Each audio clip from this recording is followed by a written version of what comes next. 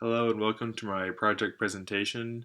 My name is Eric Harms and I'm a student at Kansas State University, and my project is over research on drone use in surveying and engineering.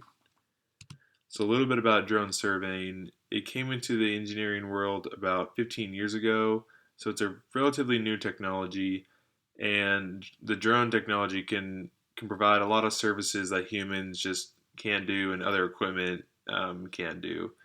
And the main things that they can do that other equipment can't are go into dangerous areas, maybe unsafe areas like high elevations that humans would not feel comfortable being in and collecting data in. And the drones can collect the data at a much faster speed and accuracy, and also has the ability to fly overhead the project and take aerial images to provide the engineers and designers what it looks like from the top so they can design their improved project. So, some of the old techniques that were used before drones and are still being used today are some levelers, which is basically two guys standing out on the project, and one of them's holding a rod with a lens, and the other one's holding a camera, sort of like the one the guy's holding now. And the leveler will basically, you find the guy holding the rod and shoot the shot, and it will give you a little piece of data, and then you'll have to go do the calculations by hand for the most part. And that's where the total station came in, which is exactly what the guy in the picture is showing. That piece of equipment, you will find the guy with the rod using the equipment shown in the picture, and then it will give you the data, and then it'll also do the calculations all for you, and you'll just have to import that into Excel or something. And then the robotic total station is the same piece of equipment, except the robotic part means that the camera will actually follow the rod around, so you won't have to have a guy operating the piece of equipment like in the picture. The drone surveys pretty much take all the human error out of this part of the process and allows for the data to be collected a lot quicker. So, what can drones actually do? As mentioned before, the main part of the drone technology that is a huge benefit is the aerial photography, like shown in the first picture. To be able to see what a site looks like from the top is a huge benefit to the engineer and to the designer. Another thing that the drones can do is take elevation shots and produce a map, like shown on the right, like a topographical map. And that will just show contour lines, and the drone can take that by shooting basically a laser to the ground and getting the elevation at that point, and then just doing that a bunch of times, and it'll be able to tell the elevation across the whole project site. And then the last thing that I listed was drones can do a large boundary survey in a short amount of time because of the speed it can fly at, and humans just wouldn't be able to do that in the same amount of time. It would take possibly days depending on how big the project is, and drones can do it in an hour or two, and just depends on how big the project is, but it will significantly cut down the time. So drones have already been involved in some companies, and according to an article by Construction Equipment, 18% of surveying companies are already using drones, which is a lot higher than I expected.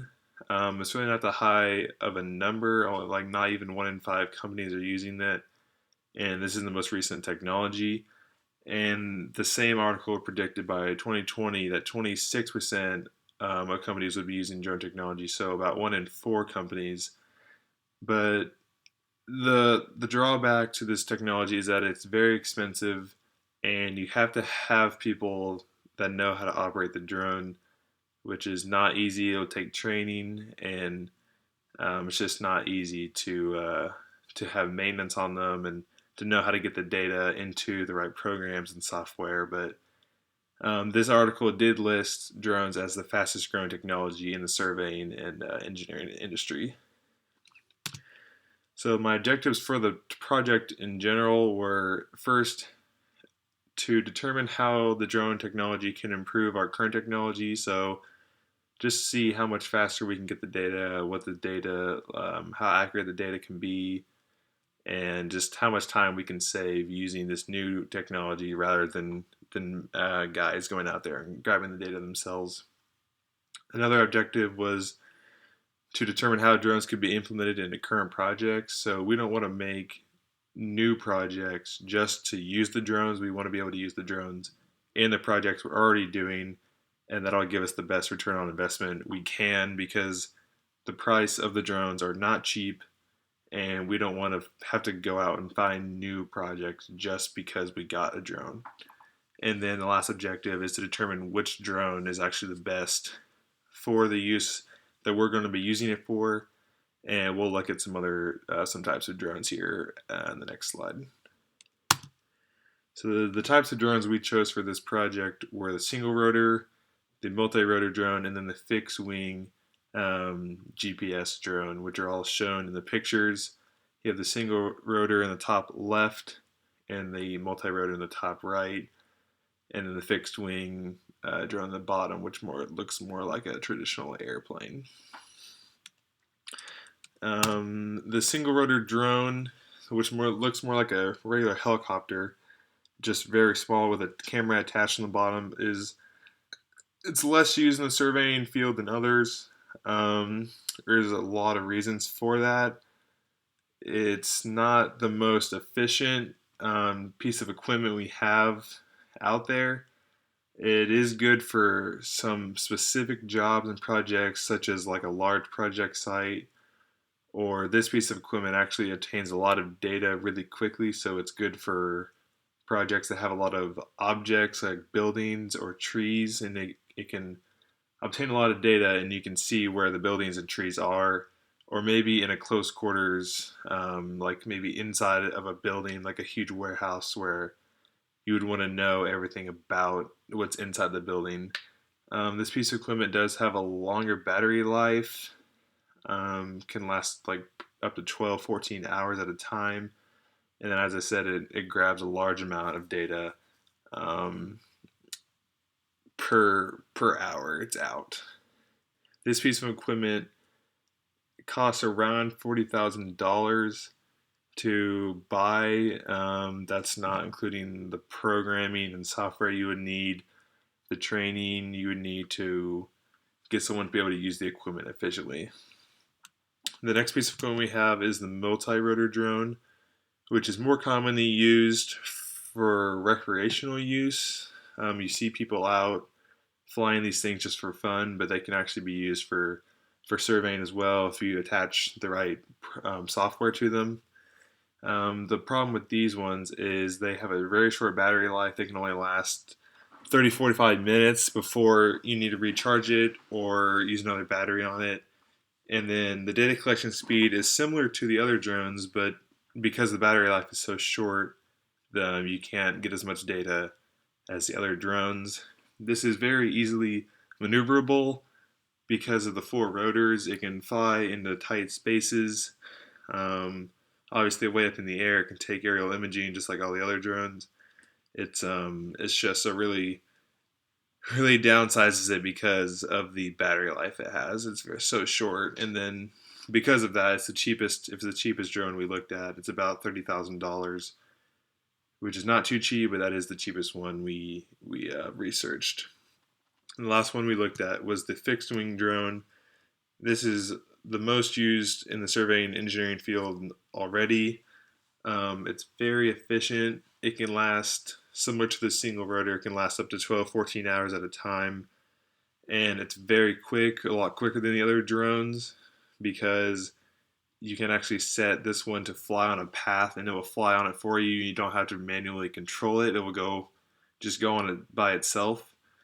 And because of that, one of the downsides of this drone is its inability to hover in the same spot. So if you need more data on one particular spot, it is unable to hover in that position and maybe take pictures from one spot over the whole project. So it'll have to actually fly over everything it needs to cover because it can only look straight down, and it can't hover in the same spot, which is kind of a downside to this. But other than that, yeah, it's very quick data collection process. It's very good for large areas like very large fields or factories. And then, like we talked about at the beginning, the boundary surveys, where it would take humans days to complete, this one could do it in a matter of hours and have the data back in the office the same day. And you could be looking at it on the computer before a human could even be like halfway done. So